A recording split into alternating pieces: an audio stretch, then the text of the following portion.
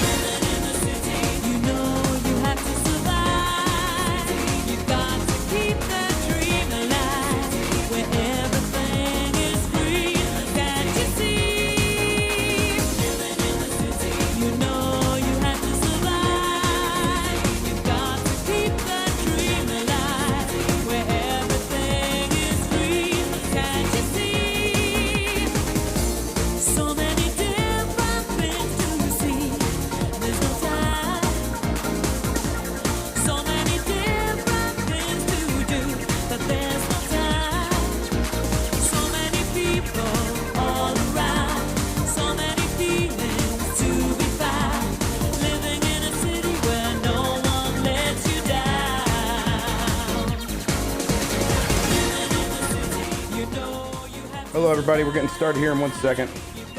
We sure are, guys. Everything's going great. There's no problems at all. Everything's going great here. Yeah, wow, we're not fighting or anything. I mean, I want to make them think we're fighting. Yeah, now you're just going for psychology so they know we definitely aren't fighting because we keep reiterating that we're not. Yeah, we're definitely not fighting. We're definitely not mad at each other. Our friendship is definitely not over. Definitely don't go to Reddit and post that. There was, what was it? It was, oh my god, it was when Backler was like, oh yeah, damn, he did something weird this weekend. He knows we did, haha. And then even on the Reddit, someone's like, you know, when they leave it up to like interpretation like that, we're going to assume the worst. It's so obviously the most thing. Incredible. All right. Are we looking for my journalistic integrity? Ha ha ha. Can't find it because it's not on IGN or GameSpot. Oh my god, you guys can see me almost turn into the Joker if you look at my Twitter. Without you, there's nothing that we can do. You feel the sunshine too, coming through. Okay, the beer's almost getting back. It just looks like, I just look like a day drinker now, but we're getting there. Speaking of, here's my Father Kyle's Cinnamon Roll Stout from Listerman Brewing Company. It's a tall boy, too. That's a fun can. These people basically make a lot of, like, stouts with too much sugar in them. This is the last beer out of my fridge before I can begin my purge. No more beer for a while. Gotta do something about the Boss Nass pouch. We so no like the Naboo. They think of the brain's so big. There he goes. All right, everybody. I think we're ready to go. Let me see here. Podcast producers. No podcast. We should be speeding you, all right. We should give you una bungo. What do I know? Oh, Boss Nass. Yeah, you just keep going. He was my dad's favorite character. My dad thought he was very funny, probably because of the Jamaican accent. Sense of humor, you know. Yeah, of course. It's like this is from those shows where the white people would be like, okay, Dad, okay, we get it. Pretty sweet. I don't know. It's okay. The cinnamon, like, I like cinnamon. You know, like, when you, like, literally, like, taste, like, ground cinnamon, there's, like, that kind of woody flavor. There's, like, a woody flavor here. Granted, cinnamon is wood. I get it.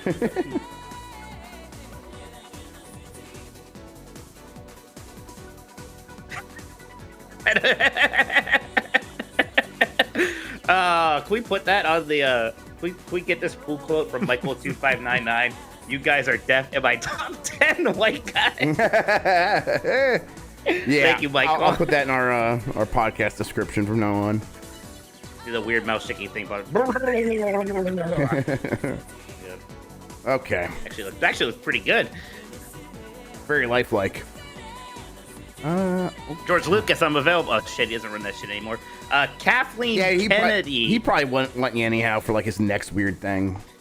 Yeah, how many more TV shows do we need before Boss Nass makes an appearance again? Like 2 or 3. This is this is from Listerman. This is Father Kyle's Cinnamon Roll Stout. All right, Mike. Wait, can you hear this?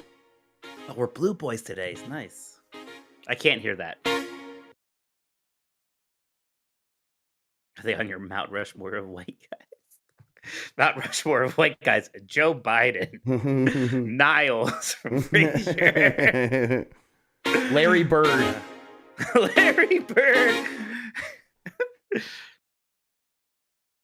All right. And Borat. Do you hear it now? No. Okay, that's just a routing issue.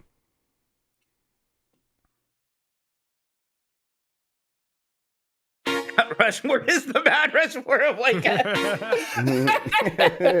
You guys are funny today in chat. You guys are funny.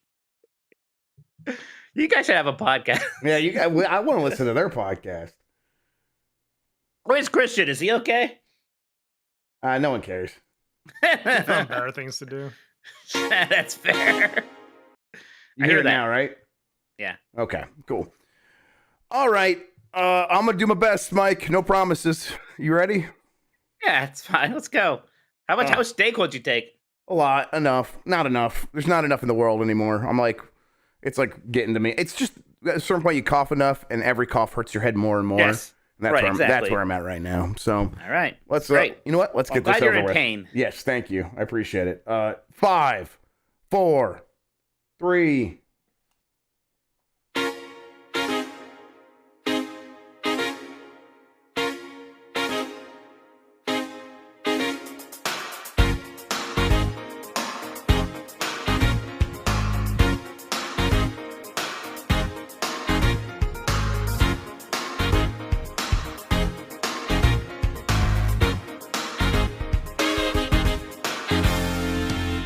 The internet, you're busy, let's do this. Welcome to the Game Mess Decides podcast, the podcast where we decide everything about the world of video games so you never have to think for yourself. I'm your host, Jeff Grubb. With me is Mike Minotti. In today's episode, we have, I don't know, I'm sick, Mike. I don't really know anymore. I'm just kind of doing this I'm doing this at a pure sort of like on an id level, not routine, I don't know, instinct. I'm just like a lasagna. Oh my god.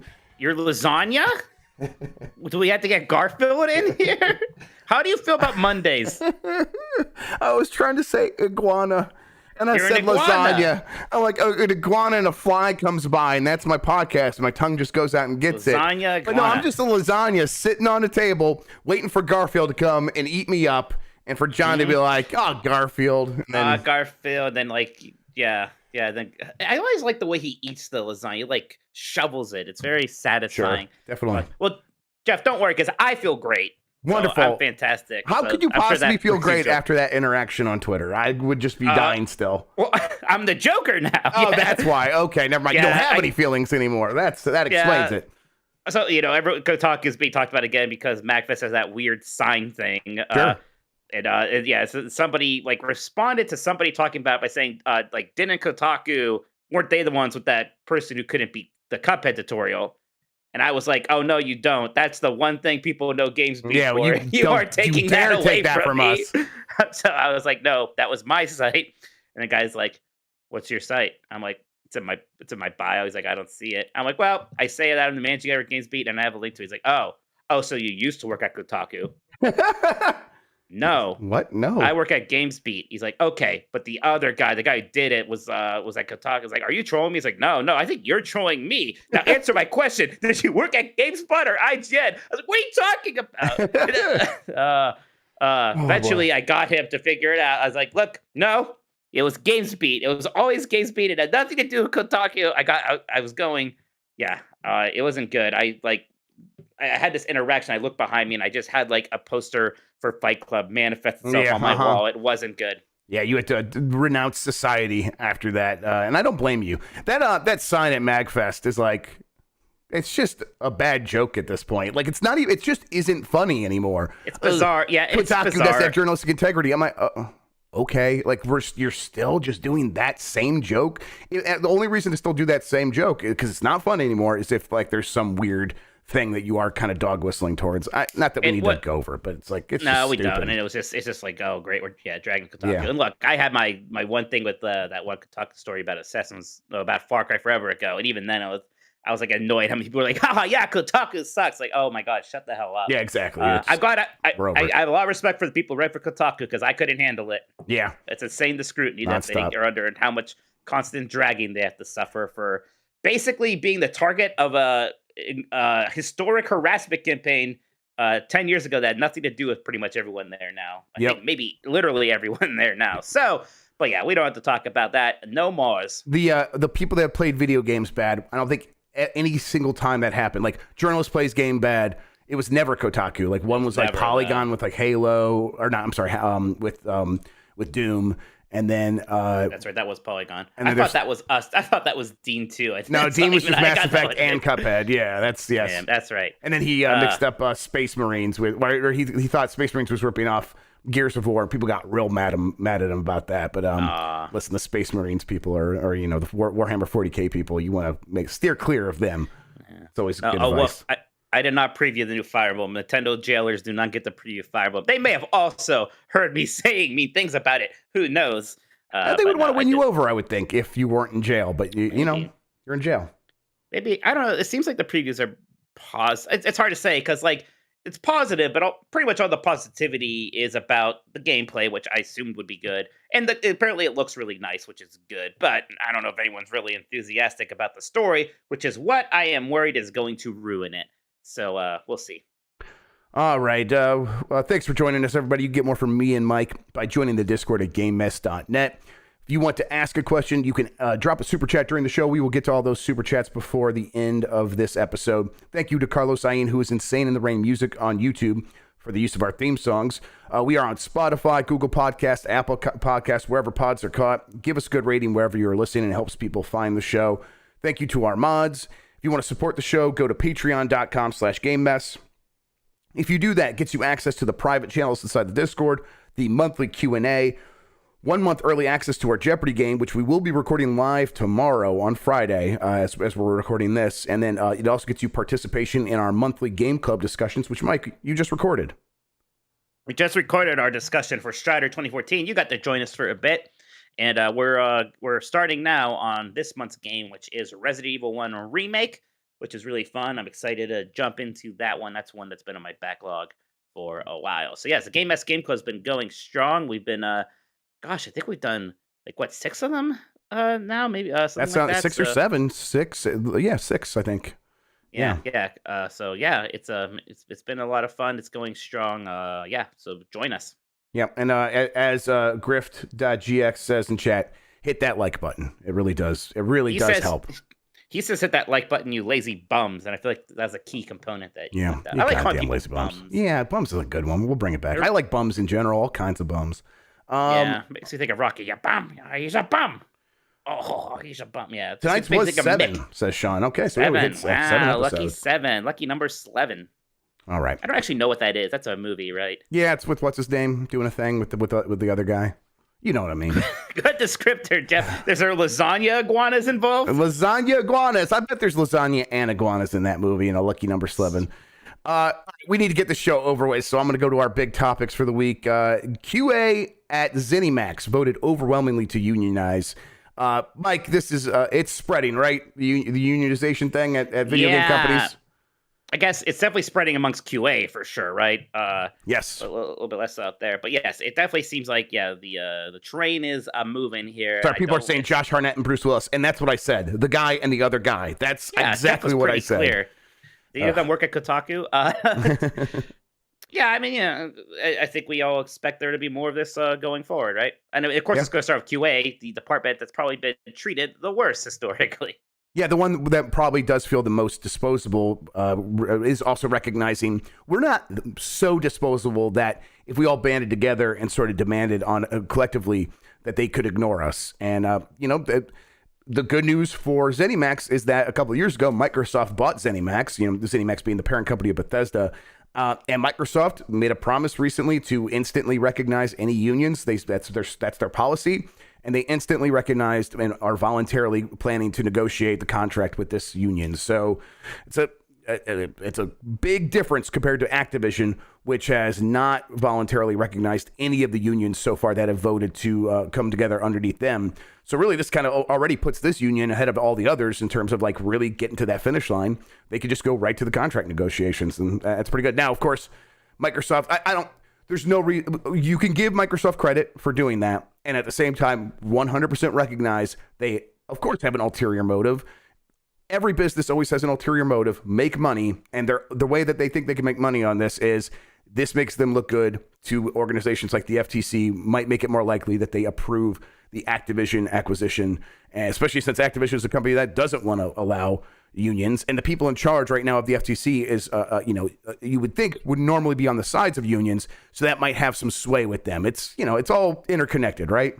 Did you see there was something, I think Stephen Totilo reported this, that Microsoft and Activision have like retracted the one part of their complaint against the FTC where they said their complaint was unconstitutional. Yeah. So they were like what do you think backtracking that is about? I think that they probably thought that was a bit aggressive, especially since they don't need to point that out because that's already a case that is going before the Supreme Court. And I think they could, if they really felt that way, they could just go file. I'm assuming they could file like an amicus brief, a friend of the court filing for that court case to the Supreme Court if it hasn't already been heard. I haven't kept up, but that is something that's before the Supreme Court right now, and so it's probably going to get ruled on regardless of what Microsoft says in this complaint. So I think they probably also don't want to get stuck on that point.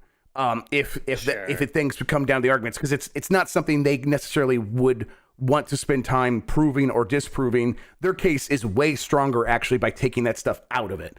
I think we're like, let's actually just focus on the facts of what our business is. And in the meanwhile, in the background, yeah, there is a court case that could determine that the way the FTC handles these sort of complaints and these sort of this sort of intrusion in acquisitions is actually unconstitutional because they are the judge, jury, and executioner at the FTC. I've been mentioning this on Game S Mornings recently. If Microsoft wins this portion of its fight with the FTC gets to appeal to itself.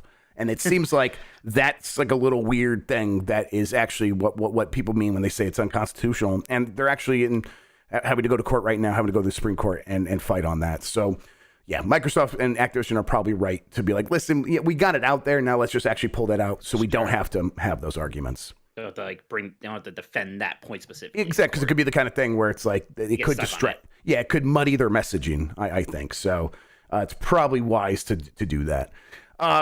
But yeah, I mean, I think that the big issue with Microsoft so far has been that they've said things and the FTC has been able to say, we don't believe you. I guess doing this and voluntarily recognizing the union at ZeniMax is a check mark in the, no, we followed through on our promises. And we have all these other people saying we do that. Here's Gabe from Valve saying, oh, the Microsoft always does what they say they're going to do. But doing that with a union probably goes a step further, right? Yeah, and hey, if anybody deserves to be paid for finding bugs in video games, it's the people who have to find the bugs in Bethesda games. Yes, right, absolutely. Maybe the most harrowing job in the video game industry, I would imagine. All right, Hitman 3 is going to become, or has become, the world of assassination. What's happening basically is they are trying to simplify the process of buying Hitman 1, 2, and 3 in one package. All you have to do really now going forward is buy Hitman 3, The World of Assassination, and that gets you all the content from 1, 2, and 3. This is great just because I would always tell people to play Hitman, Jeff, and they would always be confused about what they needed to buy, and I didn't really even know what to tell them. There was no good answer. There really was no good answer. No. Just go get Hitman 3. You're going to get the whole thing, play through it chronologically. You're going to have an amazing time. Plus, now when I have to think about what are my favorite games ever, I don't have to have this like weird thing like, like just pick one of these, not just say, no, I'm Hitman World of Assassination, trilogy, whatever. That's it, the whole thing. Yep, and it really always has been this whole platform. It's just good that they've now solidified that you can't buy Hitman 1 and 2 on their own anymore. You have to just get this whole thing. Now, that does mean Hitman 3 is $70, so it's like you can't just go and taste some of this stuff. But a lot of these things are still in like Game Pass and things like that. So if you want to go, there's ways to taste these things if you want to. But at this point, it's like the stumbling block has been what you said. It's been difficult to simply purchase all of the content in one go. And now that people have that option, $70, Hitman 3, The World of Assassination. Then if you want all of the extra bonus content on top of that, it's another $30. So it is $100 for everything. But really, all you really need is that $70 package. Yeah, so I assume the bonus content, does that include the DLC maps from 2, like Haven and the New York Bank? I think it does if that's not already included in the base content. It's definitely the DLC for 3. Like the DLC stuff, like the 7 Deadly Sins stuff was one of them, and Yeah, yes, definitely the bonus stuff on top of that. Hitman 3 is was like when it came out, it clearly was doing well, but at the same time, they were already announcing, hey, we're working on a James Bond game. We're moving on. We're not working on extra stuff. And then they're like, oh, we actually, you know what? We are going to work on stuff. Here's a new level. So we did get that. And I think that this is just a sign that they are going to continue working on Hitman 3 going forward and adding content here and there. And I think if they do it at a pace of like one new map per year, I would actually be pretty fine with that. Because they could keep remixing what they already do have. I mean, and when they do, that's like putting the Christmas stuff on some of the levels looks so good. The lighting in that game is so amazing. So I'm just really happy that we've ended up here after getting Hitman 2016, it coming out being so good and having like this really good idea of what a live service, AAA, a big budget game from a Square Enix publisher could look like. And so, you totally want to just like go check in on this game every couple of weeks and see what's new. And Square Enix is like, no, that's not going to work for us. We need to get you out of here. And it's like, oh man, what is the future of this? Well, here it is. They figured it out and it succeeded. Thank God. Gosh, that game is good. I just want to play it again already. Yep. I did start playing it again. Yeah, that's having a lot of fun with it. Sony did a bunch of stuff at CES. The big thing being Project Leonardo. It's accessibility controller. Did you see this thing? Oh yeah. This is great. It's really nice to see that they are doing this. It is still seems to be somewhere, but it's not quite a prototype, but it's between prototype and like final product. They're going to announce more later this year, but it is like a circular sort of contraption with a big analog stick that sticks up, making it very easy for people who have limited motor function to be able to find the buttons, position them how they need to. It's very adaptable. They can move things around as much as they need. And then, of course, it has the 3.5 millimeter headphone jacks. That is the standard for accessibility devices, so people can add on their own things as needed, which is the same way the Microsoft adaptability controller worked. So pretty cool. I'm glad that this thing exists. The Microsoft controller has been really praised for making this a priority at Microsoft. It was only a matter of time before Sony, a company that has spent so much on software accessibility in games like The Last of Us and God of War, for them to match the hardware side, right? Yeah, and I think in a perfect world, like there would just be something that works with all of these consoles. Yeah, I agree. These companies will work more together. For whatever reason, that can happen. My question now is, all right, is Nintendo really going to get shamed into doing something here finally? Because does Nintendo have shame? Yeah. Does Nintendo have shame? Well, look what they let happen to us, right? Yeah, that's exactly. So who knows? Other stuff from Sony at CES. They are making that Gran Turismo movie. It's they've talked about that a lot. I'm excited for this. I don't know if it's kind of cool. I mean, I think I liked Ford versus Ferrari a lot. It looks like a dad movie. Yeah, it really does. Movie's about cars. Yep. Orlando Bloom's in it. Let's go. What's that goober up to? All right. Yeah, he's not dead. He's making this movie. So I'm like, let's go. I'd love it if this was like some big hit. It would be great. I think it looks like surprisingly cinematic. It's a Neil Blomkamp movie, so it should, and they're using like really high-tech Sony cameras that are very compact. Funny that it's Neil. It's funny it's the District 9 guy. Yes, it is very weird, actually. He knows how to direct movies, so hey, like at least it's not like a nobody. They got a name for it. Yeah, and I'm like he went on stage and talked about how they're using the Sony cameras to put the very tiny bodies, the very tiny chassis of these cinematic devices in the cockpit of these very tiny cars, so you can get the perspective that they have in the Gran Turismo games. And it's like, that's actually kind of cool. It's kind of cool, kind of gimmicky, but kind of cool. I'll allow it. Exactly. I'm not against it. Then they talked about PSVR 2. They're going to have 30 games on track for the launch window. Gran Turismo 7 is getting a free PSVR 2 upgrade at launch. Beat Saber's in development. And you could pre-order the thing now, which you've been able to do for a while. They still haven't said anything about our boy Astro, huh?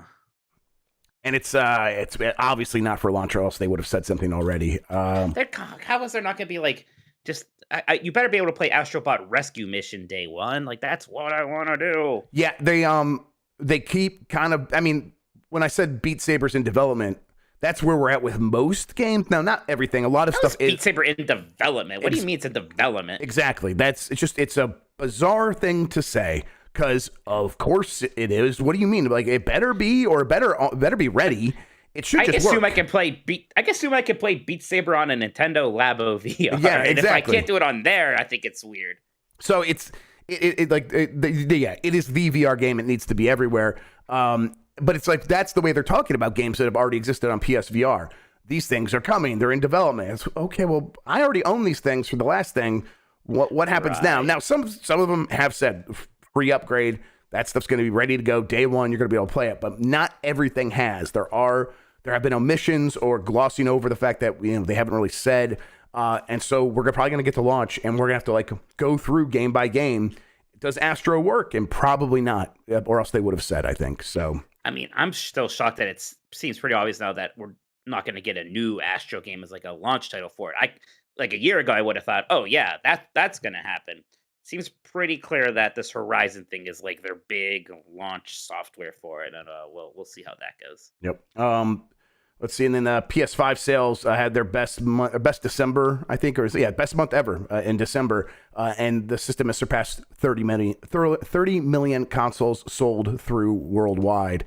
That's pretty good. That's about 5 million in the last quarter. Yeah. This thing, they also made a big deal. Jim Ryan said that basically, in so many words, the shortage is over. I asked on Game S Mornings in the poll, hey, do you think you're gonna be able to go in a store and see these? And a lot of people are like, I've been seeing them for weeks. Some people in some territories are like, I've been seeing them all year. I still have never seen it, so I'm gonna be very self-centered here and be like, until I see it, I'm like, I don't buy it. But I don't mean to go against your Jeff, but I've seen them. Okay, that's fine. Yeah, it's like. I fucking idiot. Yeah, but apparently, but no, that's fine. I mean, I'm actually surprised. It's like, oh no, most people seem to think, yeah, this is we are totally past the supply constrained phase, and if you want one, you can get one. It's not like I could just comfortably be like, I'm gonna go to Best Buy and see one for sure. But I have seen them, and it definitely seems like it's gonna just get easier and easier. It's not a huge surprise that December was so big. They had their biggest game come out with God of War Ragnarok, and yet Christmas. So those things will help a lot, and it still goes to show that these big AAA exclusives, they do help even when you are already selling really well. We know PlayStation probably had a better December than Xbox did, right? Who famously hasn't had a good exclusive or a big exclusive. Pentiment, a good exclusive, but a big exclusive in a very long time. Pentiment, very much not God of War. Yeah. No, totally. Sorry. Wish it was, but nope. All right. That's going to do it for the news. I don't know. Anything else from the past week you want to talk about, Mike? Or should we take a quick break? There's weird things going on with D&D. I think we're still waiting for that to shake out. There's all these reports, I think, from Schreier about them closing all these studios. And then one of the studios, Hidden Path, was like, no, our game's not canceled. Schreier's like, Wizards of the Coast told me it was canceled. So, I don't know what's going on there. That's weird. A very strange one, but it does. I mean, and then Jason Schreier he's like, listen, I went and I checked with my sources, and then I checked with Wizards of the Coast again, and they keep saying no, these things are canceled. It feels like the other shoe is about to drop there, and most likely that studio is just behind on being fully informed. That sucks. That super sucks. Yeah. I just wonder if it's I don't know. I wonder what that situation is like and how that goes down.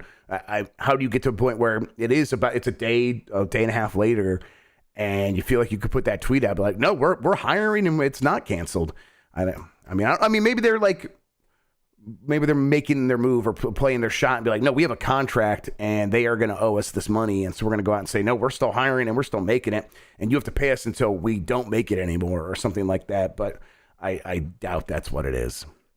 Yeah, we'll see. Got to let that one play out a little bit. But yeah, why don't we take a quick break, Jeff? We'll come back and we can talk about the Mount Rushmore, Mount Lasagna of first-person shooters is what we're doing.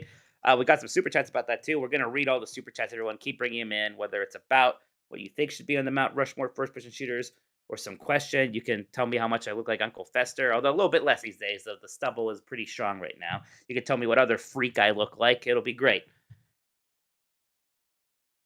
Okay, we are on a quick break. All right, let me get the results from the Hall of Fame before I forget. Yes, I saw those. I know, it's interesting. It's fun. I'm just gonna go to the screen for a second, everybody. We're not actually leaving. We're not actually starting soon. We already started. Still got plenty of this tall boy left. This shockingly, this cinnamon roll stout's better the more I drink it. Ooh. Can you feel Mike's sunshine? Does it brighten up your day? Don't you feel like sometimes you just need Mike to go away? Yes. Reach out for Mike's sunshine. Forget about the day.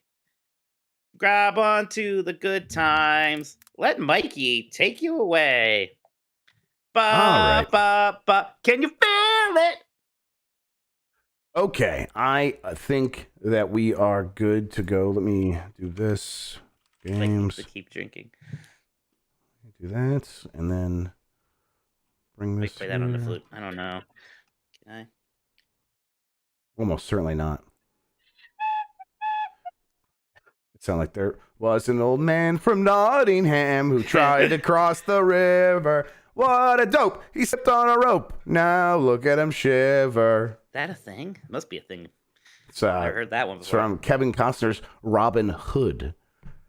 Man, I haven't seen Kevin Costner's Robin Hood in a while. I've seen Men in Tights a million times more often. Seen both many times. They were on HBO constantly. Both were. Software censored my melody. I thought we were doing better with that too. Boo. Oh well. It didn't censor to me, so it must be censored in OBS now. Wow. Weird. Okay. Wow. All right, let's do this. That was that little song was sung by Christian Slater in the whole movie. It's the whole thing. He's his brother. It's very Christian Slater's in that movie. Yes, he is. That movie, right. I feel like that movie's. I'm sorry, I'm going to talk about Robin Hood, Prince of Thieves a little bit more. I feel like do it. It's like a mediocre movie, and then you have Alan Rickman just like being great because he's such a scenery chewing, like over the top villain, and then you have an incredible John Williams score, which is almost too good for the movie. It's mediocre and totally like floated up by all its component parts being epic, big budget 90s action movie stuff. We just don't really get those anymore. The best one of those, period, is Mask of Zorro. It is the best one. Mask of Zorro's good. It is incredible. But I know what you mean. Just like if that movie was made in the 2000s, it would not have been as good. No way. It would have looked cheap, and in the 90s, it just looked so epic. I mean, they made a sequel in the 2000s, and it's not as good. So yeah, right, exactly. All right, let's get going here. I'll bring us back in. Mike, the Mount Rushmore of first-person shooter games. What do you think of when I say that? Oh gosh, there's a few things, and there's a couple that. We had to kind of pick one or the other. This might be our hardest one actually, because there are like more than 4 that I feel like almost need to be in there. So like first, let me say this first off.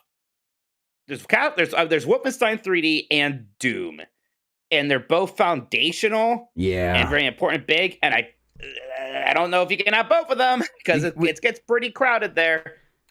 We can't have both of them, and they were called Doom clones for like 3 or 4 years of my life. They were not called Wolfenstein 3D clones. Even though Wolfenstein was first, I think we're on the same page here. Yes, I know Wolfenstein's the first, and like in some ways, Wolfenstein's like maybe the real like great grandfather of the series. Like Doom just came out so shortly after and was so much more popular and better that I still think Doom is more important than Wolfenstein 3D, which sucks because like Wolfenstein 3D. So fundamentally important and like there's such a direct lineage. Yeah, you don't have one without the other. Absolutely, yes. But also, somehow Doom is still the George Washington here. Like even though Wolfenstein 3D was first, somehow Doom still is. It's just one of those weird situations where the genre was defined over the course of a couple of games, and that last one gets all of the benefit of be like, oh yeah, this is where we established most of how this is going to work. Yeah, Doom. I mean, gosh, you know how it was being in the 90s. That was just such a big deal. Everybody was playing Doom. They ported Doom to everything, no matter how poorly it ran. It was like those AOL free trials. Just after a while, you would get Doom for free just when you checked out at the grocery store. It felt like, right? Mm-hmm. There's for real sequels and map packs, even just like the map editor component of it. People doing online stuff. Just this giant deal. I mean, and it's still a franchise that matters to this day. But yeah, Doom 1, just such an important game. Doom has to be on there. And Wolfenstein 3D maybe could be, but it doesn't have to be. Right. I've got it down in the auxiliary spot for now. I'll bring up so everyone can see it here in a second. But lots of action in the Discord and from the podcast producers regarding Doom. The Jat in the Hat says Doom is a must on the Mount Rushmore. It helped define and evolve the first-person shooter genre. Let's see. People are mentioning Doom 2016 as well. I guess that's going to be a part of it. Screaming Madden, gotta have Wolfenstein 3D on there. Before Doom, this was what laid the groundwork for 3D corridor shooters and helped what made killing Nazis the rightfully popular trope in gaming today. I definitely understand where you're going with that there. Ezipsis says my personal Mount Rushmore would be Wolfenstein 3D, Doom, GoldenEye, and Half-Life. Doom took Wolfenstein and completely changed how people thought first-person shooters could be. Excuse me, Laushin also has Doom on theirs. Yeah, a lot of love for Doom. Yeah, Doom has to be. Now, here's kind of my other big either or. And like this one almost more, I'm like, I could, if it was mine, maybe I would allow both of them, but I don't know if we can. Because you can really put Half-Life 1 and Half-Life 2 on there very easily. Yes. But there's only 4 spots, and it feels ridiculous to give half of them to Half-Life. How do you pick between those two? Because that's kind of like the whole reason why this series is so incredible, because you had these 2 games, and both of them were just so fundamentally important. The first Half-Life, for really cementing getting away from the just sort of like go around and grab keys and shoot things to really adding a level of story and atmosphere and making that the standard for that series, for that genre going forward. And then Half-Life 2 continued that and then just made presentation so important, made characters more important, and made I mean, physics still work like how they do in Half-Life 2 if we're lucky, right? Like we're happy if they work that well. Even atmosphere too is sometimes really unmatched. Gosh, if anything maybe gives Half-Life 1 an upshoot here, it's the modding scene. Because Half-Life 1 mods give you Counter-Strike, give you Team Fortress Classic. Yep. Right? And that's like a really, really big deal. Gosh. And like Half-Life obviously is the Half-Life 2. So even though I like Half-Life 2 more for certain, part of me's thinking like in Mount Rushmore terms, maybe I'd say Half-Life 1 slightly more. I don't know. I think it's probably Half-Life 1 slightly more. I do not agree with what Sean said in chat that Half-Life 2 replaced Half-Life 1 in public consciousness. It's that's not what happened there. I think maybe in the most popular discourse, maybe a little bit, but replaced. They are different games. They are pretty different. That's what's awesome about it. Yeah. It's like Aliens, you know. Very much is. Yeah. I think that you're right. Like Half-Life's. I mean, it wasn't the first game to have mods, but I think it's the first one to have such a diversity of so crucially important mods. And yeah, I think we give the edge to Half-Life 1, but we can leave both up there for now, and then we'll see. Yeah, I mean it's hard. Half-Life 2 is maybe a top 5 game for me, Jeff. I don't know if you know I like Half-Life 2 that much. Yes, I remember. We haven't like talked about Half-Life in general in a long time, but I do remember early on conversations about it. Like, yeah, Half-Life 2 is just like that important to you. When's the last time you played it? A little bit. I've been itching to kind of go back to it, actually, because I played it a lot. I probably played through it like 5 times throughout my life. And each time I'm like, it still freaking rules. I did start it up on the Steam Deck just to like play through for fun there, and it was really neat. I still just love that game the way it is. I know you can like get like graphic improvement mods for it, and I'm like, nah, I like this. I like the way this game looked in 2004. I still think it fucking rules that way. But you know what else was really important to me? Team Fortress Classic. I played so much Team Fortress Classic. That was like really my first big like online gaming experience. That and Castle Infinity, a weird 2D MMO from around that time nobody remembers. Team Fortress Classic was so huge though for me. And yeah, there was a kind of a lineage there for a while, and sort of in between Doom and Half-Life, you have stuff like Quake and Quake 2. And I don't know if it's either or in that any of these need to be. Quake and Quake 2 are both pretty important. Maybe Quake 2 is inflated in my mind because I associate that so much with like graphics cards becoming something I actually thought about, because that was like the one that was really all 3D and like it made me really think about that kind of stuff. Quake 1 though, I guess is kind of a predecessor there, maybe actually more fundamentally important. Yeah, I think again you probably put Quake 1 up there. It is. I mean, I definitely get what you're going at with the graphics cards for 2, because that is when it was definitely popularized and mainstream. But like graphics cards were starting to happen with Quake 1 with like the transparent water and people trying to get an advantage with that. I don't know. I think you probably put Quake up there. This is going to be pretty hard though. This is going to be hard because there's already a bunch of other ones. Because Quake. Now, granted, Quake in some ways is just like an obvious next step from Doom, but it's a big step because you have a lot more 3D, mouse look, right? And mods are important here. This is actually where you have Team Fortress 1 and a bunch of stuff like that. So pretty big modding scene on Quake 1. So, like Quake obviously matters a lot more than, say, Unreal does. The big thing with Unreal was the engine, not necessarily that game itself, but, the edges that we got with Quake, obviously, still matter quite a bit. Can we take a quick detour into console shooters and maybe mention them, put them up, and then take them down? GoldenEye was big and important to me at the time.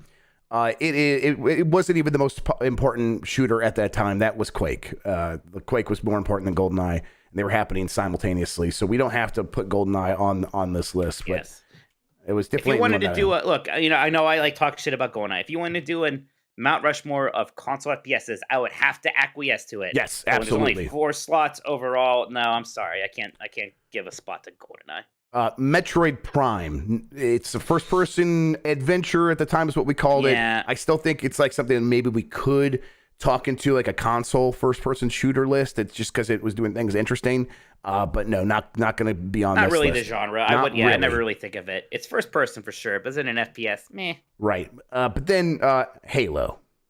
Yeah, there probably should be a Halo game on there, and I guess the question here, I think for some people is it Halo 1 or Halo 2? I think some people will say Halo 2 because of the Xbox Live factor. I think Halo 1 still seems more important to me. Yeah. Even if it wasn't technically online, the LAN component was almost as impressive and more interesting to me, and clearly like a predecessor to online anyways. And that really did nail down what first-person shooters were going to be on consoles until this very day, right? Yes. Yes, absolutely. I mean, even the changes that have happened have been slight revisions of the button placement, but mostly it feels like it did when Halo came out. You can give a Call of Duty bro Halo 1, and they'll be able to like play it and completely understand that game, right? In absolutely. a way that they would not be able to understand, Medal of Honor and PlayStation 1, or let alone even GoldenEye, really. Okay. I'm putting Halo up there for now. I think it probably does make this list, but there are gonna either have to be some hard cuts or some games that seem like they deserve to be on this that don't actually make it in now, because this list is already really strong. So far for audio listeners, we have Doom, 2 Half-Life games, Half-Life 1 and 2, Quake, and Halo. So there are already 5 up there. One will have to come down, probably Half-Life 1 or 2. And then Wolfenstein 3D, GoldenEye have already been moved down the list. So something like Metroid Prime wasn't even really considered. What else, Mike?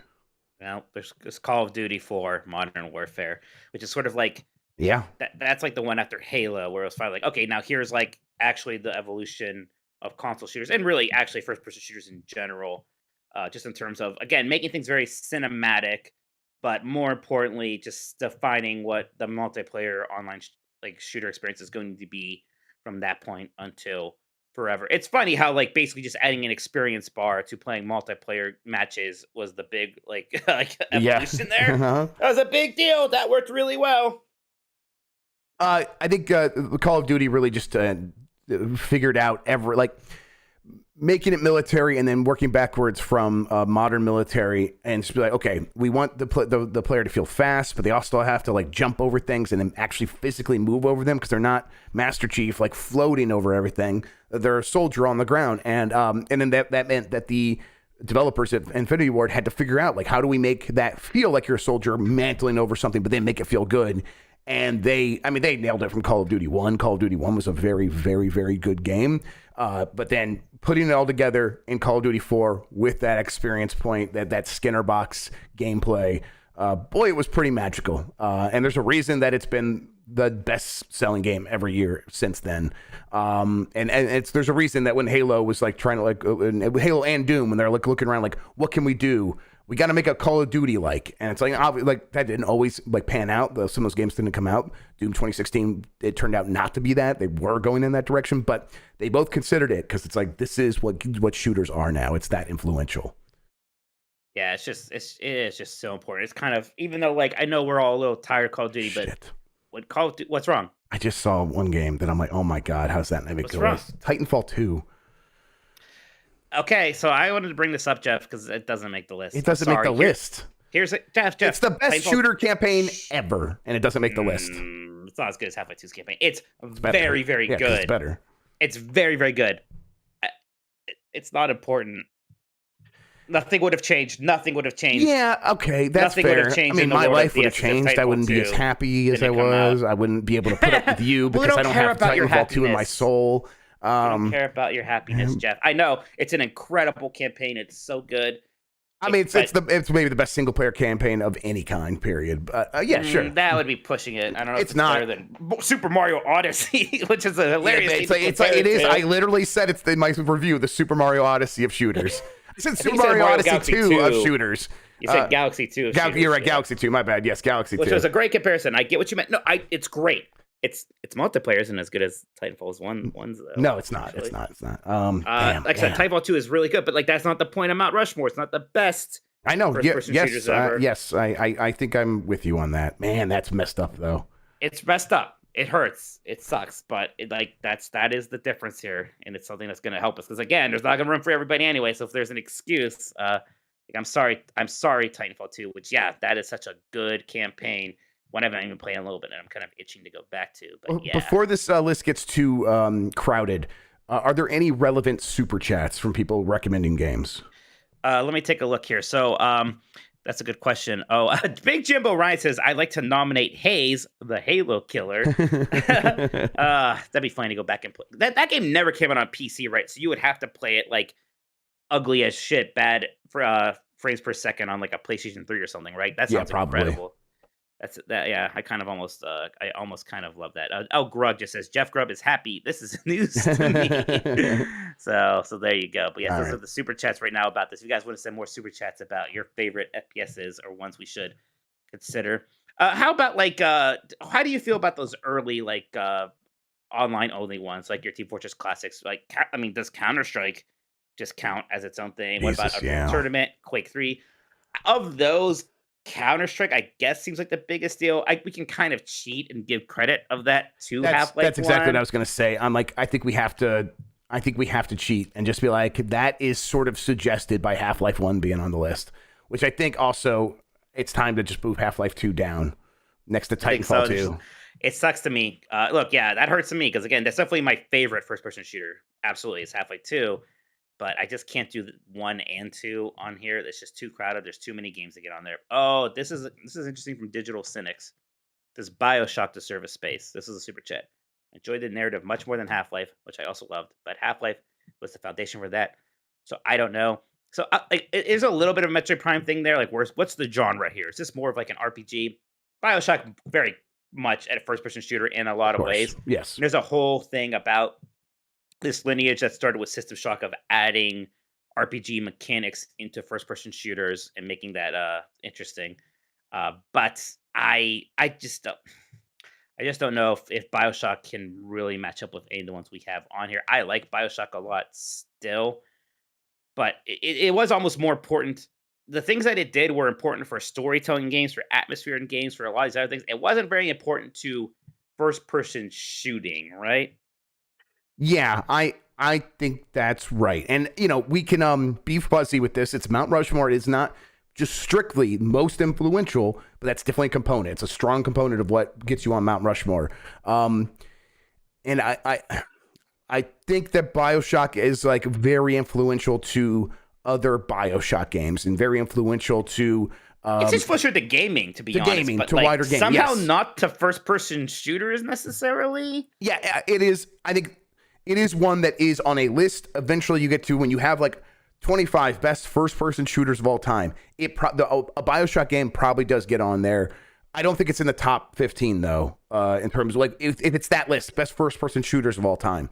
Because it's if someone coming to that list is is not, and again, that's not the only component of getting on here. I think if there was other things happening, Bioshock could make it, but yeah. I'm glad that you wrote down hey. Bastard. Okay, what about the Battlefield series? I mean, if anything gets considered, it's Battlefield 1942, which was a game that I did really like. I mean, basically the thing that it did was just have more players than the other ones did at the time, right? There was a lot of people who could play it together, right? And it was really cool. It's somehow, I still like that original one the most, or at least at the time that seemed the most interesting to me. Just because, again, it was just like, wow, look at all these people. This is fun and weird. Yeah, it's definitely lost some of its luster since getting way more influenced by Call of Duty and I mean, they've had. I mean, obviously, people love Battlefield 3 and 4, and there's in 1, and not so much any of the other ones. But it's the kind of thing where, yeah, I had the most fun with 42 and even 43, which was like the Xbox Live. The Xbox Live Arcade one. Yeah, I liked that. I liked that a lot. I had a really good time. There was one map for Battlefield 1942 that was just 2 battleships, so like it was just people fighting in planes and like trying to sink the other battleship. And I would just like find servers that just played that 24/7. I would just jump on there. It was a good time. And yeah, people like the Bad Company games a lot. I never really played those. That might be interesting to jump into someday. But yeah, still. people love them. Yeah, absolutely. Yeah. I kind of don't think Battlefield actually makes the list. I know it's like right. It is one of those games that's right there alongside a lot of other games, though. It's rough. Dr. Butthugger asked this Portal count again. Not really first-person shooter. I mean, you're shooting portals. I know, but. I think when we say first person game is definitely a genre that exists in addition to first person shooter, because like Skyrim is not going to be on here, right? No, exactly. Like, yeah, you could shoot bow and arrows, I guess. Right. Emmett Goldie says betch in Fortnite. Not I guess not first person. Emmett Goldie. Yeah, not he retracted it. I think after realizing its perspective. Yeah. Destiny. Oh, that's fucked up. Yeah. That's kind of fucked. Destiny is very good. I mean, you really mean Destiny 2? I mean, yes, Destiny is a concept. Although, I had a lot of fun with Destiny 1. I wish they almost could have made that work a bit more, huh? No one mentioned Destiny in our podcast producers. Yeah, Destiny almost feels like a platform upon itself, doesn't it? Yeah, it feels like Destiny's the best Destiny ever. It feels like the Barack Obama. Do you know what I mean? Like it is the one that like is influenced by all the precedents that came before it, and it's like the culmination of all those things. But it's not it's not on Mount Rushmore. It is influenced by all of them. It is the thing, the byproduct of what happens when you have a Mount Rushmore that is this strong. So yeah, it just doesn't quite make it. Man, Tristan Best mentioned Tribes. And that is such a, boy, am I old and lived through the 90s, because Star Sea Tribes was a good time, but ultimately just kind of one. It was among many, and it was very good, and it was more interesting and unique than a Quake 3 or an Unreal Tournament, but still not super important. Nintendo asks in the super chat, a more modern FPS has to make the list right. I mean, I tried to get Titanfall 2 on there. Well, I mean, Call of Duty 4. It's 2007. Invented. Yeah, I know, but my point is that it invented the modern. Yeah, we're still shooter. there. Well, I mean, so we're still there. Right. The alternative would be it would be Fortnite if Fortnite was first person, and then so is it PUBG? Well, I mean, as much as I think PUBG is crucially important, and it is the next step from Call of Duty. It is not Call of Duty. It is a stepping stone. It's the best stepping stone ever, but it is just a stepping stone and not.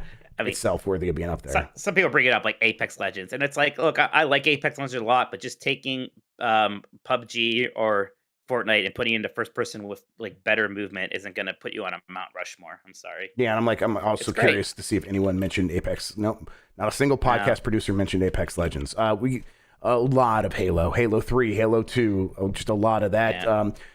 New Year, St. Bob said, my pick is going to go to Counter-Strike Global Offensive. It's the quintessential modern PC first-person shooter. It's very straightforward to understand and pick up, yet incredibly hard to master with never-ending strategy and skill.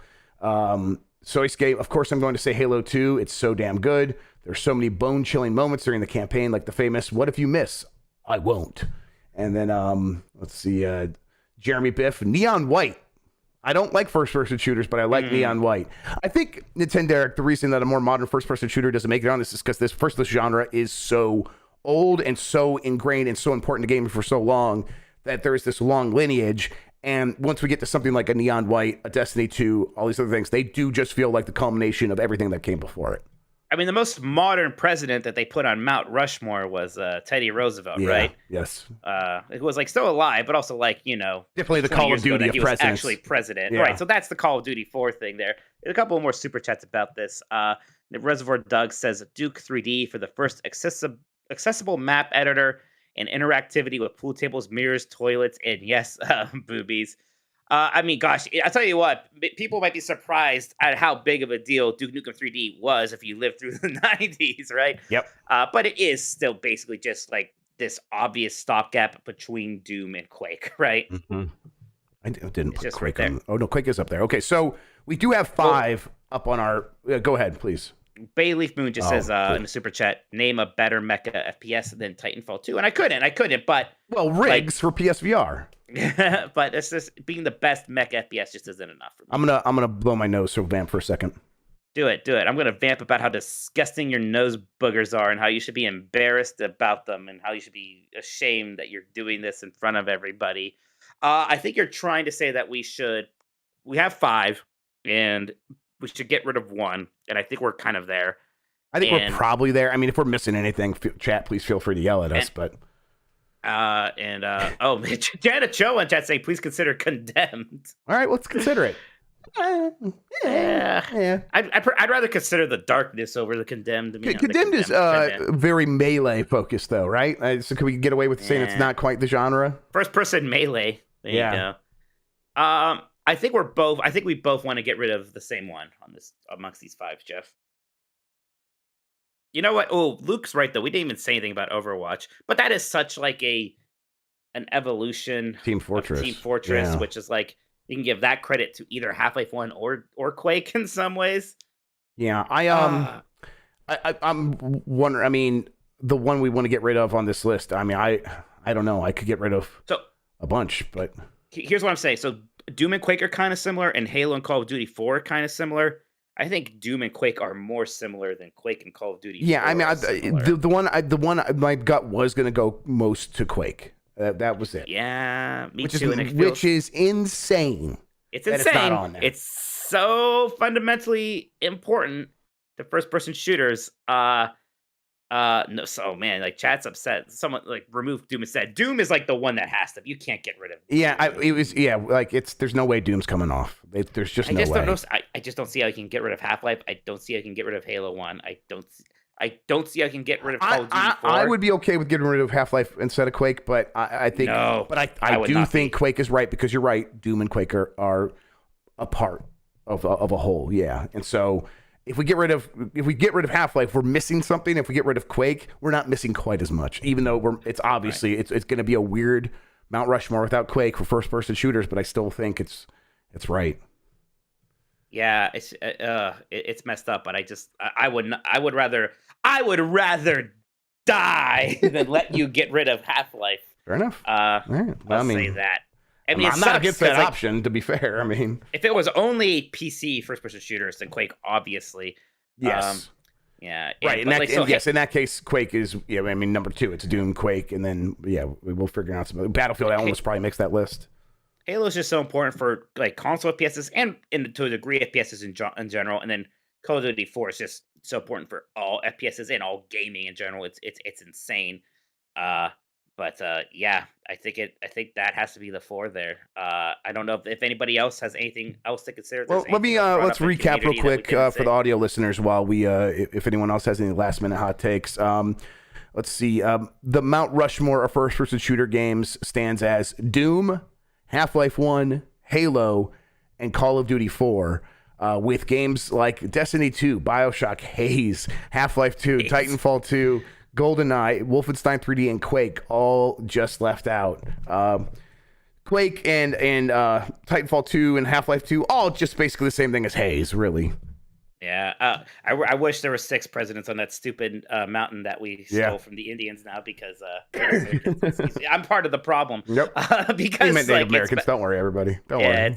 It's messed up that we don't have Titan actually I'm fine with not Titanfall 2, but Half-Life 2 Quake is best stuff. Digital Comics says, does Quake have Barney? Case closed. Barney is a good boy.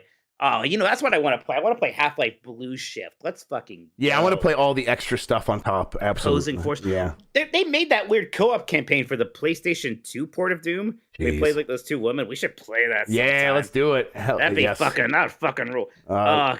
Just remember how like Half-Life had that really long opening where you're just riding a tram? So totally. I've honestly played that like 50 times. It ruled. Yes. You do nothing. And I'm like, this is great. Wow. Yes. The pacing.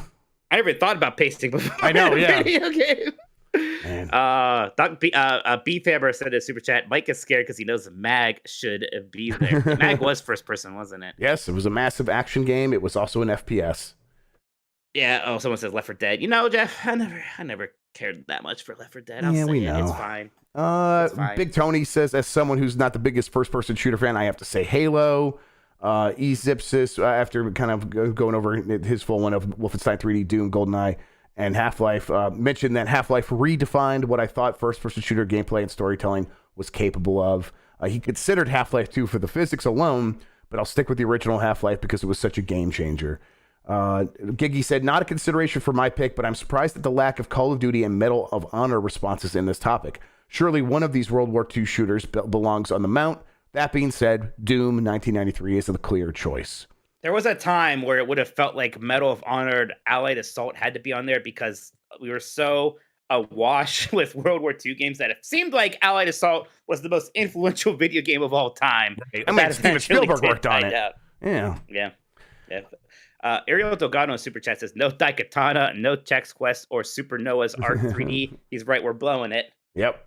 I'm trying to remember. All I can think of is John Carmack. What's the long-haired black guy's name that worked on Daikatana? John Romero's going to come for us. John Romero's going to come for us. He's going to make us his bit. Yes. Choke it down.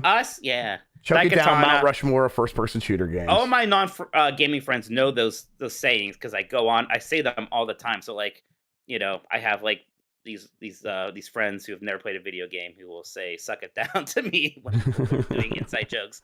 It makes me very happy. At one point, I got drunk and started going on about President Daikatana and how Daikatana was going to run for president, or he was president. He ran and got elected. And they would go, Mike, what are you talking about? I was like, Daikatana is your president. And suck it down. And I think you sound very charming. Yes, you sound like you're lasagna, and you're a lasagna. I'm a big hit at parties, Jeff. You saw that. Yeah, absolutely. All right, what's more? Doom, Half-Life 1, Halo, and Call of Duty 4 is your Mount Rushmore of first-person shooter games. If you want to yell at us, well, guess what? That's the whole point. That's the whole point. Called engagement, baby. Yeah, woo! All right, let's move on to the Game Pesticides Hall of Fame, where last week, or earlier this week, me and Mike picked a handful of games for the podcast producers to vote on as which games will be inducted into the Game Mess Hall of Fame. This week, it is a Metroidvania week. I guess we could have gone with first-person shooters. I almost did Mount Rushmore of Metroidvanias, but I'm like, that one's almost too easy. Like, there's just a couple. Yeah, there's three that have to be there, and then and then we could argue over the fourth, and everyone's getting mad. We'll get mad over the fourth, and we do that every week. Yeah, well, we'll do that at some point. That does. Hey, we did a Metroidvania for Game Mess Game Club, so this still works pretty. Yes, we will absolutely get around to it. But yes, so we nominated anonymously Castlevania Symphony of the Night, Ori and the Will of the Wisps, Hollow Knight, and Steam World Dig 2. And your winner is Castlevania Symphony of the Night, followed up by Ori and the Will of the Wisps as your two new entries into the Game Pesticides Hall of Fame. That means Hollow Knight and Steam World Dig 2, which got 16% and 12% of the vote, respectively, will not make it. They always have a chance to do so in the future, but for now, they won't. We need to do a game club on those so people can vote and can play those and know how good they are. I'm usually shocked by how much this community seems against Hollow Knight, but I'm still pretty happy with this. This is right. How much I absolutely love the Ori game, so Ori and the Will of the Wisps game there is good. The Castlevania Symphony of the Night, just that needs to be in anybody's Hall of Fame. It's actually still my favorite of the Castlevania Metroidvanias. I just played it after all the Game Boy Advance ones, so it's not my favorite, but I still really like it. Yeah, I still think it has maybe the best music. I think it still maybe looks the best because, the PlayStation 1 actually could still do some stuff graphically that a Game Boy Advance or DS kind of can't still. I don't know. I like being Alucard. I think that's a cool character. Alucard was the best of those characters for sure. I like the flip castle. I even like the cheesy voice acting. I think my party trick of being able to do the whole "what is a man's speech" from memory. So I don't know why that's so sticky to me, but it is. So yeah, Symphony of the Night is just infinitely replayable. In some ways, it really established what the Metroidvania genre was going to be. I mean, until then, it was just Metroid, right? It was with Symphony of the Night that we understood. Oh, everybody can make games like these. Actually, that's right. And it's, I mean, both these games, though, I mean, they really are the two Metroidvanias that aren't Super Metroid, right? At this point, I was like surprised. I was like, look at the list. I'm like, there are a lot of Metroidvanias I like. We just talked about Strider for the Game Club. People will be able to listen to that here pretty soon. 2014, Strider 2014, Metroidvania. And I'm playing through that. I'm like, boy, Metroidvanias are kind of like cheating as a game developer, because you just give me a sort of, you give me like a power up, and then you make me realize if I just play for like another 15 minutes, I'm probably going to get another power up, and it's going to unlock more of this world. I'm like, okay, you have your hooks in me. It is such a good genre. It's such a good structure for a game, and it works for everything. And there's a ton of games where like, this is just a really good game, almost because it's a Metroidvania. Ori, Castlevania Symphony of the Night, Super Metroid, a handful of others. These are the ones that are like, oh, these are truly great games that transcend just being great because they're Metroidvanias. Or in case people were wondering, like, Super Metroid already made it in a separate thing, and it's like, you kind of had to have Super Metroid Castlevania Symphony of the Night on there. Yep. And then I don't like Ori and Will of the Wisp is probably like, I think the third best one. I think there's a lot of people who would agree with it. I love. I mean, looking at the list, I was trying to like find a nominee for this Metroidvania list, and I'm like, I think maybe Ori and the Will of the Wisp is number 3 actually. And I was like surprised at myself for like thinking that, but I think it might be. I always had like, to my mind, the top tier has always been like Super Metroid, Symphony of the Night, Ori Will of the Wisp. I used to say Blind Forest, but then Will of the Wisp really was just that, but more and slightly better. And I still put Hollow Knight in that very top tier, and I probably put Metroid Dread up there too now. Yeah, man. I mean, but the other Castlevania handheld Metroidvania games obviously are up there for me as well. But when we're getting outside of like that stuff, yeah, that's when like Ori, obviously. So yeah, gosh, I like Ori a lot. Even though we published that big expose on GameSpeed about how those two people in charge of that city are kind of dickheads, but still like that game a lot. Yep, dickheads made a good game. What can we do? Yeah, sadly it's not illegal to be a dickhead, but they certainly seem to be dickheads. Yep, and at least we know about it because there was the expose. So well, yeah, and then there's we'll see how their next weird ultra violent game goes. Yeah, good luck with that. Bloodstained, also a very good game. Enemy Mouse. All right, let's get into it. I need to try again. You got to just I gotta skip cutscenes. I guess skip the cutscenes, but then look up the things you need to read the cutscenes for, because it sounds awful. Yeah, I'll tell you right now, I'm gonna have to watch the cutscenes. Yeah, I'm sorry about that. I just don't have it in me. It's just too long. If they need to edit too long and it's too much bullshit, and I mean there weren't that many cutscenes in that Strider game, and even then I was like, shut the hell up. Yeah, Axiom Verge, I am down on Axiom Verge. I'll admit it. I played through that whole thing, even though its Super Metroid vibes are strong. I thought it was fine, and I didn't have it in me to even try the sequel. What's the game where you play as like the blob monster? That's a Metroidvania too, right? The blob monster. I'm not sure. Carnivore, Carnage, or something. Oh, like that. yes. Yeah, I like that one a lot. It's like but it's like it gets kind of easy. I don't know. Carrion. Thank you. Yes. All right. What do you think about Cave Story? Because I think Cave Story is fine. I've never actually really put any real time into it. I've booted up because like there was a time where it just like came on everything. Like it was like, oh, if you go to like the hidden OS, right, Cave Story's just in there. I'm like, oh, weird. I've never actually really played it though. There you go. Guacamelee is actually very good. Wicked Rip, especially the sequel, and it's fun because it's one of the rare like co-op Metroidvanias that actually kind of works. So Guacamelee is a good time. All right, we're gonna take one more quick break, and we'll get back with the games we've been playing. Now I am gonna go to the bathroom. Okay, yeah, go ahead. Oh my god, Sean. Oh my god, Sean. Oh, this fucking guy. But yes, yeah, Cave Story, which of course invented the indie game. Yes, Shadow Complex is great, but it's not like all-time great. I only bring it up because you guys were like, "Oh, Braid invented indie games." No one first of all, I did not say that, but I did. It brought indie games to the consciousness of a group of consumers. It was on the Xbox Live Arcade, yes, which was instrumental to establishing what most people thought of as indie games at the time. But you're right, like of course. Out Mike's mistakes. Yes, that's fair. Okay. He's not here. I need to ask you something. Yeah, please. All right. As someone who doesn't really know about this stuff, is Final Fantasy X-2 a mainline Final Fantasy game? Oh, Jesus. I think that I thought so at the time, and I probably do still think so, but I really do not have that strong of an opinion on it, and I really do not think I do not know. I'm just curious what the casual opinion was. My casual opinion would be yes, and I was definitely paying attention, was aware of it, was feeling it, the way that they treated it. It is not like even 13's like spinoffs and follow-ups, 13, 2, and 3 that they had. It 10-2 felt more mainstream than that. But again, that is an uninformed opinion, a casual opinion. Right. Okay. That's the argument me and Mike were having, because I said all three of those, 10-2, 13-2, and Lightning Returns, are all mainline Final Fantasy games. I think that they weren't. I could totally. I mean, they are way more than. There are so many Final Fantasy spinoffs, and those games are way more mainline than those other ones. No, I think that they're probably mainline. Yeah. Yeah, because like if it's a spinoff, they define it as a spinoff clearly. Like he was like, well, why isn't Revenant Wings Final Fantasy 12 a mainline game? I'm like, because it's a spinoff, dude. Like. It's like Black and White too are mainline Pokemon games, right? Like it's like that. Exactly, and that's kind of where I'm coming from too, because like the remakes are. He's on my side, Mike. Suck it. About what? Final Fantasy. Oh, Jeff doesn't know anything about Final Fantasy. But that's the point. And I don't. I've said many times I don't know anything. Yeah, exactly. I literally said I was uninformed. The average person thinks that's mainline because it's just the next. Jeff thinks about nuclear physics. Let's take that seriously too.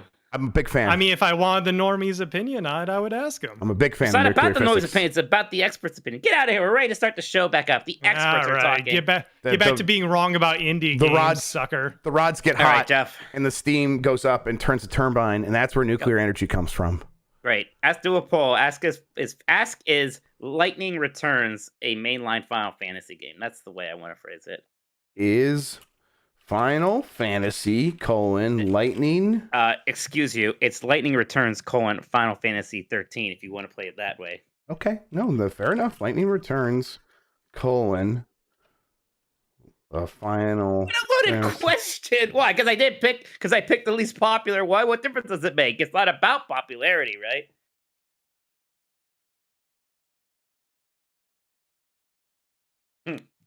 That's where Doug's is right. Energy does just come from farts. That's why there's so much more energy, since there was more humans. I mean, Lightning Returns is like Empire Strikes Back. That's what it sounds like to me. It sounds like a direct sequel. I don't know. Well, it's the third one, and it's a direct sequel too. But that's not the point. You don't know what you're talking about. I don't know. I am uninformed about Final Fantasy. I know. I'm not from mad the outside looking in. Yeah. It always. I'll say that 10-2 always did seem like a mainline one to me. It always did. But I don't know. Well, it's not. I'm gonna lose this poll though because of the classic Mike gets mad thing. It's a curse, Mike. All right, we'll bring it back. Let's bring it back. All right, we're back. During the break, we had a little discussion. Is Lightning Returns Final Fantasy 13 a mainline Final Fantasy game? We have a poll going right now. Our mod Sean is mad at me because I don't think like the direct. So like the whole point of Final Fantasy that each one is a separate new thing. So like that's why like Final Fantasy 2 is not a direct sequel to Final Fantasy 1. Then eventually they did make a direct sequel of Final Fantasy X-2, and they made a bunch of Final Fantasy like 7 sequels. And I don't think those are mainline in the same way that like the number of Final Fantasy 1 through 15 are mainline. So like I think the Final Fantasy 7 spinoffs are spinoffs because they're not continuing the story with Cloud. And I think Final Fantasy X-2 felt like a mainline one because it was continuing the story with those characters, it seemed like. Well, it's not continuing the story with Tidus. Well, kind of. So wait a second then. Would Final Fantasy 7 Advent Children be a mainline Final Fantasy? Not game, but that continues the story with Cloud. Mike, are you high on crack cocaine? Of course it's not. That's a movie. Well, I know that's the barometer is continuing the story with Cloud. And it's a game. And it's also a game. But then, so Final Fantasy 12, I don't know why I'm getting Wings, so mad. The DS spinoff, that is a direct sequel starring the main character from 12. You say things that makes me mad. That's a mainline Final Fantasy game. I just want to, is Final Fantasy 12 Reverent Wings a mainline Final Fantasy game? I don't even know if that's a real thing. You could have made up all those words. It's a real thing. And I have no idea. If they magically called it Black and White too. Mike is right. It's Jet. Yeah, I'm sorry. I'm pretty right here. All right, Jeff. What else did you want to talk about? I lost my Steam Deck for like 3 days, and then I found it right before the show. So it still says here. It was like in a little shadowy part between like my nightstand and my bed, and normally it is right there, and I've looked there a million times, but it was like in the perfect like bit of shadow where the black of the Steam Deck just melded in with that shadow so perfectly that I stared right at it. I'm like, well, it's not that. I didn't try reaching for it, but I'm like, well, clearly it's not that. And then eventually I did find it. It's not that shadowy, massive. I mean, I don't know what it is, but it's not. Exactly. And I'm like really frustrated because I started Strider and was really enjoying it. And then I'm like, oh man, I want to beat it before they do the game club on it. And then I wasn't able to do that. I played a bit of it. So I was able to like be part of the conversation a little bit. But yeah, that's a fun game. Strider's pretty good. Obviously you guys did a long talk about it, but that's what I was mostly playing this week. And then I didn't play anything else because I couldn't find my Steam Deck. That's funny. The thing that struck me with Strider the most was how it felt so Metroid Dready to me, even though it's, like this is 2014 again for people. Yeah. This is like 6-7 years before that, but I was like, wow, this because it's like this 2D Metroidvania using like 3D assets, but the controls are like really precisely. It's a real snappy in a way that Dread is that we enjoyed a lot, right? Yes, absolutely. And there's a sort of, I think they understand like making bosses sort of be able to like float, so you have to jump around and do that movement so that you can attack them. Feels really good. That's something they did in Metroid Dread. It's something they do in this game, and it feels even better here because Strider just has that really good melee attack. But it's a lot of stuff that was recognizable as someone who's a big fan of Metroid Dread. But yeah, Strider was 2014, surprisingly good. Now, Metroid Dread's way better, and there's been a lot of better Metroidvania games, but no. Man. But you've probably all played those. Like, if you're like me, you've played the Metroids and the Castlevanias and Oris and Hollow Knights. Like, I think you're going to enjoy Strider 2014 a lot. It's very fast-paced. It's very quick. Like, it took me 3.5 hours. Seems to be like between that and 5 hours is the range to beat it. Good time. Yeah, absolutely. How about you? What you been playing? Well, that, and then I've actually been picking up that save file from the Kingdom Hearts Final Mix, so I've been making my way through Proud Mode on stream, which has been fun. So Kingdom Hearts still very good, but I also started up Shadow Man Remastered on my Steam Deck. I actually got gifted this during Christmas. I was very excited. This is another Night Dive Studios joint. This is the one I think people are like, wait, they remastered Shadow Man? Yep. which was like this late 90s kind of Tomb Raider like. That's right, came out it came out like Dreamcast, PC, PlayStation 1, and Nintendo 64. And it like is that, but with very much that 90s like Todd McFarlane style edgy character thing going on.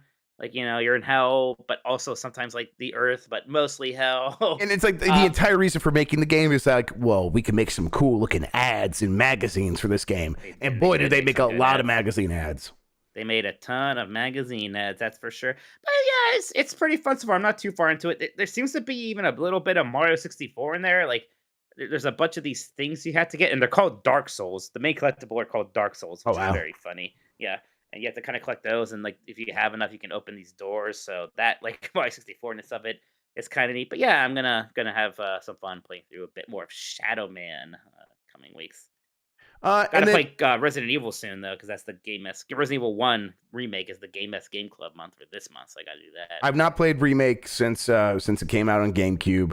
I'm kind of curious to. I'll at least start it up and I'll see if I can get into it. I wonder if it's gonna be able to grab me the way. I mean, Strider grabbed me because it's like, oh, I've never played this before, and it's a Metroidvania, so I'm into it. Right, that's our kind of game. So, yes, exactly. That was an easy sell.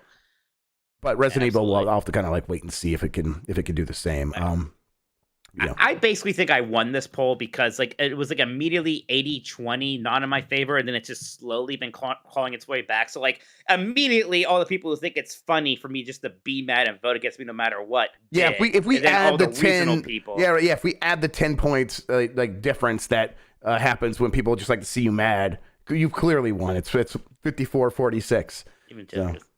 Yeah, I agree. So yeah, so there. Take that, Sean. And it does keep getting closer too. It's keeping every little vote. Sean says you cried like a baby and suddenly it shifted. I whine more about Strider being hard. Wow. Can't believe you went there. That's a low blow, Mike. All right. I was going to look at this gamer browser, but maybe we could save that for next week. Because, Mike, I'm actually feeling pretty run down. I keep coughing like every 5 seconds. It's all good. Thank you. We had a good show anyways. Yeah, we did. That was fun. Yeah, I enjoyed the FPS Mount Rushmore. I enjoyed being right about a lot of different things as I usually am. It's a good time. Man, I'll tell you what, Final Fantasy X-2, that sounds a lot like Super Mario World 2 to me, doesn't it? Oh, yeah. And we all know that Yoshi's Island isn't mainline, so there you go. Oh, boy. Well, we got to put it into this. Mike, this is the last time we give you any free runway to be like, oh, I'm right, and it's going to be miserable otherwise. I needed this. It is going. Now that you've started doing a victory lap, it has started going back the other direction now. So, well, of course, I knew that would happen. Yeah. Nobody likes it when I'm obnoxious, even if I'm correctly obnoxious. But Mike, what are you gonna do? Where can people find you on the internet? Twitter and Twitch at Tolkoto. Go to gamesbeat.com. Where I work. Jeff, what would we have? Do we have a Timor episode of Game S Mornings tomorrow? Yeah, texted my homie Timor. I was like, hey, are you okay? And he said he was out there fighting the storm in SF. So as long as the storm's okay, he should be okay. I'm picturing Tam just literally out there throwing punches. Oh yeah, maybe even getting a gun and shooting it because it's America. So Tam's gonna be on the show tomorrow as long as he has power. Basically, is how it's going.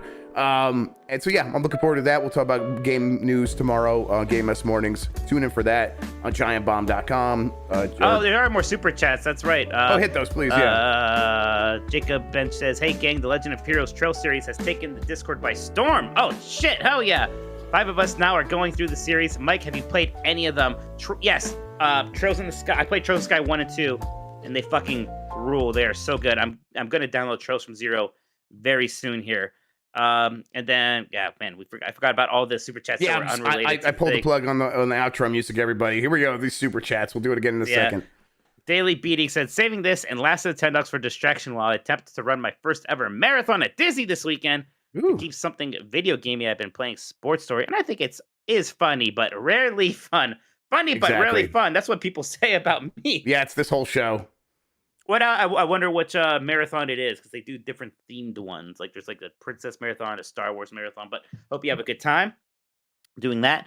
D Jones says, now that Sony has an accessibility controller, do you think Nintendo will ever create one? Is accessibility even something they're interested in? It's still it's weird because like not interested in it. They're not interested. They're not interested in it. No, might they be shamed into it? Yes, I don't know. They might be shamed into it. I think they could probably get away and be like, oh, we were slightly shamed. Hey, Microsoft, can we just open up and have you support ours with yours? And I think that would be totally cool. Yes. Good Morning Games, who almost seemed excited that I was about to skip their super chat, says, how come you guys haven't grabbed the clip of Peach saying Bowser is coming yet? It's at 50 seconds in the Mario movie trailer. You're welcome. Yeah, you have to tell Christian about that. Thanks. We'll get on it. We'll get our guy on it. At first, I was about to say, no, it's weird because a girl says it, but we should be equal opportunity about it. Absolutely. Yeah, it's only fair. I was watching a show, and this husband and wife character who had been having rocky relations were on a space station, and they were making amends. And she's like, "Hey, are you coming like into this room?" And he's like, "I got a feeling I'm about to." And I thought about all of you when that happened. I'm like, oh, everyone in Game S Decides would really like that. It's incredible. Oh, Jez says the hair crying emojis. Why? You know why, Jez? It had to happen. And then we read those. Oh, did we? Aero Delgado mentioned alien colonial marines bodies all of your picks. That's a funny thing to say. Then the Uncharted Wolf says Mike is right. Final Fantasy X-2 isn't a mainline Final Fantasy game. It is so unimportant. All those direct sequels are. They are also. Let's reuse some assets here. Come on, give me a break, everybody. Thank you, the Uncharted Wolf. Is Majora's Mask a mainline Zelda? I'm not really arguing with you. I just actually am curious. Like, what? Yes, that is a mainline Zelda. Okay, for sure. I think so too. It absolutely is. We're not going to discuss how that contradicts what I just said. I wanted to get it out there. Shut up, Sean. No, I've been getting even more ground on the poll. Y'all shut the hell up. Look, if there was a bunch of Zelda games named Zelda, like if Zelda Ocarina of Time was called Zelda 7, And then Majora's Mask is called Zelda 7-2, that I would feel a little bit less generous about it. So there. I'm just a humble Southern lawyer, but didn't you say Majora's Mask is a mainline Zelda? Scope's monkey trials. Look, it's about precedent, okay? You numbered all of them, then all of a sudden it's like, what, is Mystic Quest one? No, right? It's the whole thing. And this makes people mad. Prophecy Tactics is also not a Of course it's not. No, that's not one of the what's the word we were using this mainline? Mainline, yeah. It's not mainline. There you go. Yeah, you can play that music. We are all slowly turning into lasagna. Yeah, Phantom Hourglass is a mainline Zelda game. It's a bad one. Yeah. It's a mainline Zelda game. Oh, God. Sean, please promise me you won't come in here and go on a rant. Please. Please promise me. I won't end this show, Sean, until you promise me you won't say another word about it. It's really funny that chat's like, was Jeff doing Benoit Blanc? And somehow Mike got that I was doing, like, Inherit the Wind, Southern Lawyer. Like, that's insane, Mike. How old am I? That's insane. But you knew that's what I was doing. That's what you were actually doing. That's literally what I was doing, yeah. Everyone's like, oh, that new movie. That good I was like, Tom religion, it's good enough for me. Yeah. Yeah, I'm like, no, fucking Black and White, Inherit the Wind. Yeah, fucking forced to watch it 8th grade English class. I watched that on my spare time now today because I love that movie so much. But go ahead. It's a good movie. Yeah. Is the music playing yet? No, are we done with the super chats? Yes, we're done. Get me out of here. What are you doing this weekend, Mike? Maybe seeing you. We'll see how you feel. Yeah, see how I feel. From the Cleveland airport. Excuse me. I did get some tests, or I ordered some tests. They haven't arrived yet. How long do they normally take? A couple days? Hopefully get there. Hopefully they'll be here tomorrow. I'll go buy them if like they don't show up tomorrow. But I'm like, I don't want to go to a store. So yeah, I'm like, there's nothing pressing to get me out of the house. So I'm like, I'll just wait. But I don't know. I made a doctor's appointment. That's been a pain in the ass, moving and having to get all new doctors. You should have your daddy be your doctor like me. It's nice. Yeah, I should see if I can make your daddy my daddy. That'd be nice. I thought you were gonna say your doctor. I was like, well, if you want to drive here, sure. But no, he can't. Yeah, he won't be your daddy. Well, he could be my daddy. He could be my doctor. Yeah, sure. Or I guess I could just like when I do meet my new doctor, can you be my daddy? And then I'll see how that goes. See how he likes that. Yeah, I don't think it's gonna go over well. You don't think so? It's not covered in my insurance. You don't think?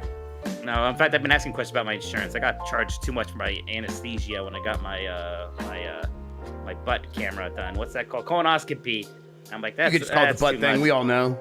The butt thing done. I was like, I don't want to pay that much for it. Well, how can I not pay this much for the butt camera? Look, I didn't want that camera in there. The doctor said I should. I shouldn't have to pay for it. This wasn't my idea, everybody. This wasn't my idea. We've been figuring out Emmy's eye stuff ever since we moved too, because with Kaiser in Colorado, very easy. Everything was very straightforward. Here it's been a mess, but we finally today seemingly found a doctor that knows her eyes and understands it.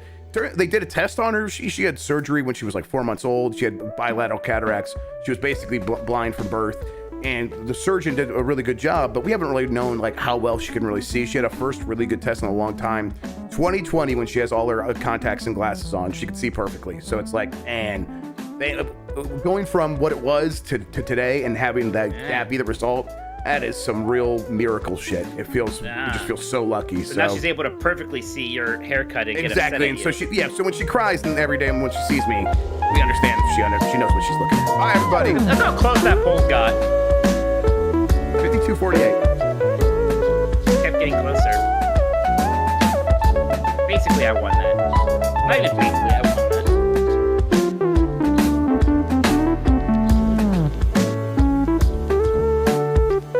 Batman is dead. 2 words.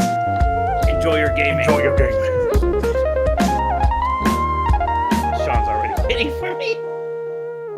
I'm gonna get your ass. Jesus Christ. Lasagna, motherfucker. Lasagna iguana. Lasagna iguana.